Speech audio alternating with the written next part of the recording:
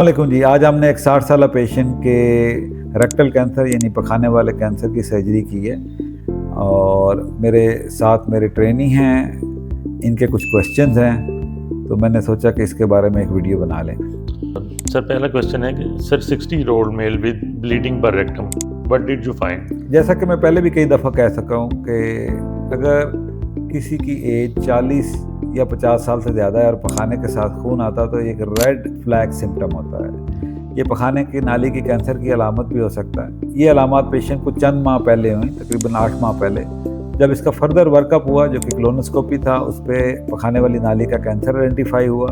फिर इसकी staging investigations हुई जिसमें इसका सीटी स्कैन भी हुआ और एमआरआई भी हुआ, जिसमें पता चला कि ये स्टेज 2 डिजीज़ है। इसकी ग्लैंड्स जो कि पखाने वाली नाली के साथ होते हैं उनके अंदर भी डिजीज़ मौजूद थी। इस ऐसे कैंसर को हम लोकली एडवांस्ड डिजीज़ कहते हैं। सर ऐसे पेशेंट में डिले क्यों, सीधा सर्जरी क्यों नहीं? देखें, ऑन्कोलॉजी सर्जरी में हमें एक सीक्वेंस फॉलो करनी होती है। अगर हम सीक्वेंस फॉलो नहीं करेंगे तो आउटकम बहुत बुरी भी हो सकती है। इसलिए मैंने इस पेशेंट को मशवरा दिया कि इसको पहले कीमोथेरापी, जिसे हम TNT कहते हैं, वो लेनी चाहिए। उसके बाद इसको रेडियोथेरापी मिलनी चाहिए ताकि हम एक बेहतर और ऑप्टिमल आउटकम अचीव कर सकें। सर TNT बेसिकली चेंज क्या करता है? TNT टोटल नियोएडजुवेंट थेरापी, मतलब पूरी कीमोथेरापी ऑपरेशन से पहले। ये एक मॉडर्न तरीका इलाज है। दुनिया की तमाम बड़ी कैंसर सोसाइटीज़ की गाइडलाइन इसको रिकमेंड करती हैं।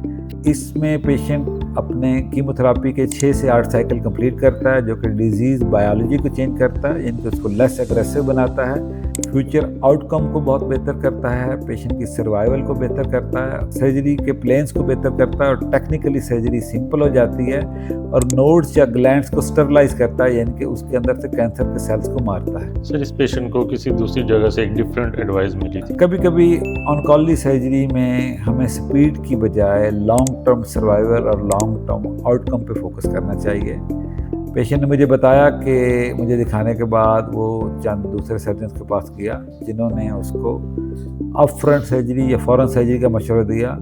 अगर ये चंद दहाइयाँ पहले की बात होती तो ये बिल्कुल ठीक मशवरा था, लेकिन जो मॉडर्न गाइडलाइन या एविडेंस इसके खिलाफ रिकमेंड करती हैं। लोकली एडवांस रेक्टल कैंसर या पखाने की नाली के कैंसर में पहले कीमोथेरापी और रेडियोथेरापी लेना मस्ट है। तो सर फिर इस पेशेंट ने क्या किया? इस पेशेंट ने मशवरे की बजाय, स्पीड की बजाय एविडेंस को माना। इसने खुद भी गूगल किया, ChatGPT से भी पूछा, मेरा मशवरा भी माना, और इसने अपनी कीमोथेरापी और रेडियोथेरापी कंप्लीट की और लास्ट वीक अपनी ट्रीटमेंट कंप्लीट करने के बाद मेरे पास तशरीफ़ ले आया। तो सर आज सर्जरी कैसी रही? सर्जरी स्ट्रेट फॉरवर्ड थी क्योंकि उसने अपनी ट्रीटमेंट कंप्लीट की हुई थी, तो सर्जिकल प्लेन्स क्लीन थे। हम क्लियर रिसेक्शन मार्जिन ले सके। मैंने ऑपरेशन के दौरान खुद उसकी कोलोनोस्कोपी भी की ताकि ट्यूमर को एग्जैक्टली आइडेंटिफाई करके उसको उसके तमाम मार्जिन को निकाल सकूं। तो सर कोई एक आज का स्ट्रॉन्ग टेक अवे? मेरा टेक अवे अपने सर्जिकल ट्रेनिंग्स के लिए है, वो ये है कि हमेशा मॉडर्न गाइडलाइन को फॉलो करें, एविडेंस बेस्ड सर्जरी की प्रैक्टिस करें। इससे ना सिर्फ आप एक मैच्योर सर्जन बनेंगे बल्कि इससे पेशेंट की आउटकम भी बहुत बेहतर होगी। और पेशेंट्स के लिए ये मैसेज है कि अगर आपकी उम्र 40 साल से ज़्यादा है, पखाने के साथ खून आता है या वज़न कम हो रहा है या पखाने की आदत में तब्दीली है, तो इसको एक सीरियस मैसेज समझें और इसको फर्दर इन्वेस्टिगेट करवाएं ताकि आप सीरियस बीमारियों या कैंसर से आपकी आगाही हो और आप बैड आउटकम से बच सकें।